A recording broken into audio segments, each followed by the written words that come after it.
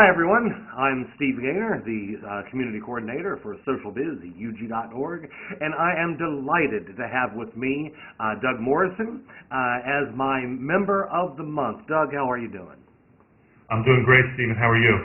Well, I think we're done with the snow now. If we can just warm up a little, I'd be a lot happier. I hear you. May I ask where physically you're located? I am located just outside of Philadelphia, Pennsylvania. Oh, so you've been getting this the same as me?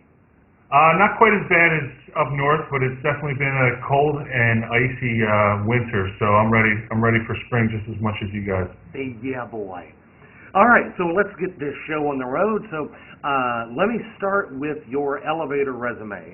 What's your job title? Who do you work for? If you can say, what do you do, basically?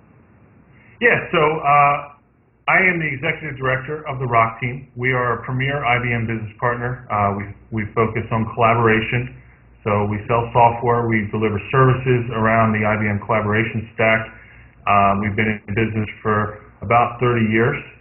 So we've been around for a while, and my role here is in the sales and services part of the business. I started as a consultant with the ROC team, so I have a technical background, and I know my way around some of the services migration work and deployments and things of those nature, as well as I'm involved with all the sales activities here. And you know, my background is I worked for IBM for a number of years as a support engineer, and after I left IBM, I went to a customer. So I was an administrator at an IBM customer, and then you know, from there I moved on to the ROC team as a business partner. So I've kind of been all around the block, so to speak, with IBM software. Got you. Just kind of curious, do you consider yourself more an administrator, a developer, or like most of us, both? Definitely more of an administrator, and you know, just to be fair, I've not been as involved with the technical side of things over the last couple of years. So some of the guys on my team might even have that title. They may even question me as an administrator at this point, but that is definitely my background, and I'm not a developer. So. And that's all right. You know, it'll be nice to get a little new blood in here. So speaking of that, can you describe a recent challenge that you had and how you overcame it? Now, I'm normally asking that question, you know, as if you were a developer or as if you were an admin, but in your case, it doesn't have to be either. Do you have something you can share with us? Yeah. So, you know, in the services business, you know, we churn out a lot of SOWs and quotes, and this is not a technical answer, so appreciate you giving me that in advance. But you know, we found it, and me personally found it rather difficult to manage all the quotes. And you know, we've got different versions of quotes laying around, and you know, everything is kind of disoriented. So recently, I found a nice online tool for developing quotes and templates, and it simplified everything, you know, immensely for us as a services organization, and our clients love it as well. So that was a huge win for us to find that tool and put it to use in our everyday business. Very nice. So I was also reading in one of your latest blog posts, and you're talking about an upcoming meeting, Social Connections, I believe. Can you tell us a bit about that? When is it? Where is it? Do you have a speaker? Just give me a general rundown of this meeting. Yeah, so the conference is in April 16th and 17th in Cambridge, Massachusetts, at the IBM Cambridge office. I know that. And you're right up the street from you, right? Or in the same building, maybe? Oh no. We're actually about 25 miles south of Boston. Okay, but close enough. Yeah. So hopefully I'll see you there. But so this is Social Connections 8, and the last 7 conferences have all been in Europe. So this is the first time this conference has taken place in the U.S. And you know, Boston just seemed like a natural fit. And, you know, the IBM team in Cambridge has been great about helping us get that started up there. And as far as the agenda and the speakers, we've got a huge, awesome lineup of people to present, headlined by Ed Brill and Suzanne Livingston as our keynote. Yep. And, you know, we've got a lot of, you know, high-level people within IBM like Luis Benitez. We also have a ton of partners and customers in the community that are also going to be speaking, and it's, you know, it's going to have some design focus, it's going to have some technical focus, as well as some strategy focus. So really is suited to everybody who would attend. So I think it's exciting for me because I've never been to one of these events before. So and obviously to help organize it is even more exciting, and to see all the moving parts behind the scenes is great. What are the dates again, or the date? April 16th and 17th. It's a Thursday and a Friday. It is a two-day event, okay. It's a two-day event.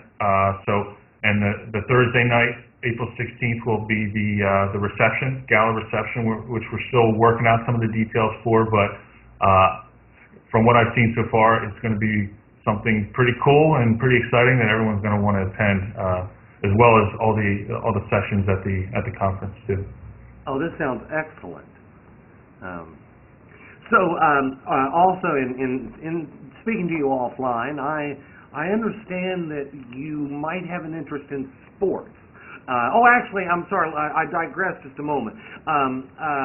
You did say, I believe, that you're working on a new user group in Philadelphia. Is that correct? Correct. So we've been working with your team to get our community launched. We have a community set up. It's the Delaware Valley User Group. That name is subject to change once we get the community going. We're going to do some ideation blogging and things of that nature to see if that's the right name or you know, whatever makes sense. But it's really pretty preliminary at this point. We've got some members in there. We're trying to organize our first meeting. We're hoping to hit that in Q2. And we'll have a location as well as some speakers involved there. But there is no user group in this area at this point, so we want to get something going. We have some pretty good interest so far in it. Oh, that's really good. That's excellent. We need all the user groups we can get. And so now, to where I started to go, I understand that you might have a little bit of an interest in sports. Can you talk about that a bit? Yeah, I'm kind of a sports junkie. I've been that way for pretty much my entire life. You know, as a kid, I would read books about baseball statistics, and that was kind of my thing. I was a stat junkie. I love to play sports. I love to follow sports. And you know, I'm a little older now, so I don't play as much as I follow, but I still like to be active. You know, I organize a Thanksgiving football game every year for the past 5 or 6 years. I'm also involved with some softball leagues over the past 15 years, and that's kind of my passion is getting out and playing slow pitch softball. But I also organize fantasy football leagues, March Madness pools, which, you know, perfect timing, starts this week. So I just, you know, anything sports related, I'm all about it, and you know, I love to just be in tune with everything that's going on in the sports world. Do you have a particular favorite sport, or just all in general?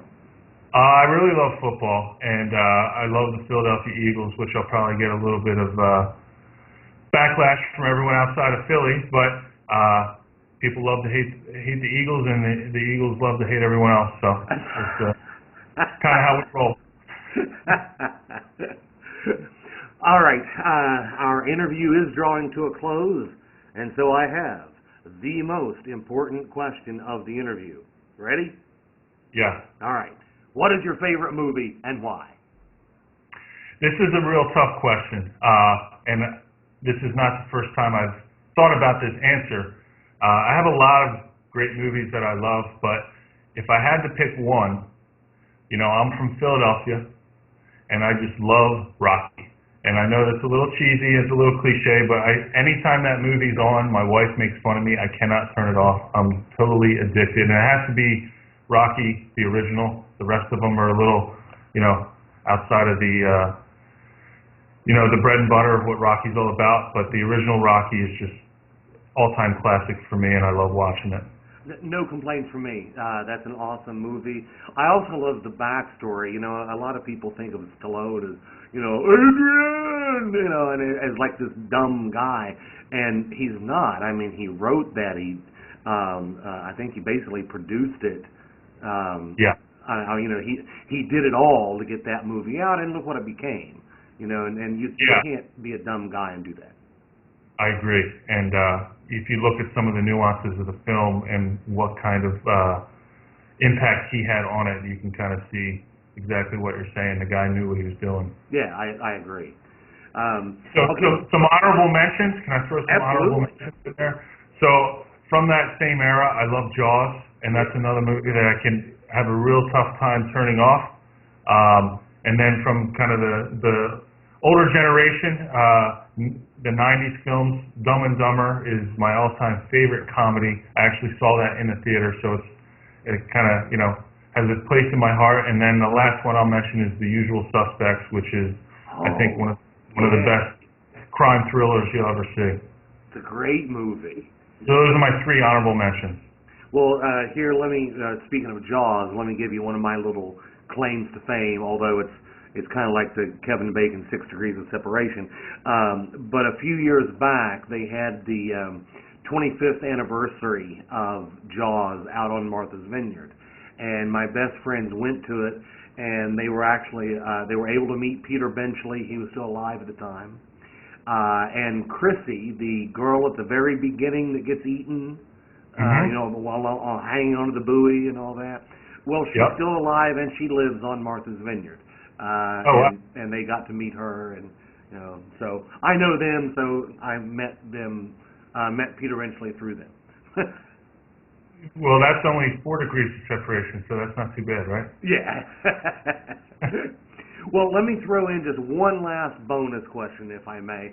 Have you read any good books lately? And by that I mean it can be for absolute pleasure, or is something related to your work. Yeah, so one book I'm not complete yet, but I'm halfway through that I just started reading recently is Killing Patton. And, you know, that's kind of a historical, you know, non-fiction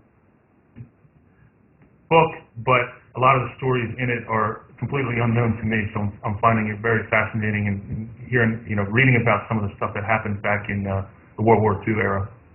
So, all right, yeah, our connection just clicked out a little bit. That's about George S. Patton, General Patton? Yeah, General Patton, yep, and it talks a lot about, you know, Hitler, Patton, Winston Churchill. You know, it really kind of goes all behind the scenes of what was happening towards the end of World War II, and some of the stuff you don't hear about in history books and things of that nature. Ooh, that sounds very interesting. I love history. Yeah. All right, Doug, I think I'll wrap it up. I do very much appreciate your time. I'm going to do my best to make your meeting here in Cambridge. And stay warm. Yeah, you too. Well, I'd love to see you in Cambridge, and I appreciate the opportunity to do this interview with you, Stephen, and thank you for your time. Anytime. All right, everyone. I hope to see you on the site. Bye-bye.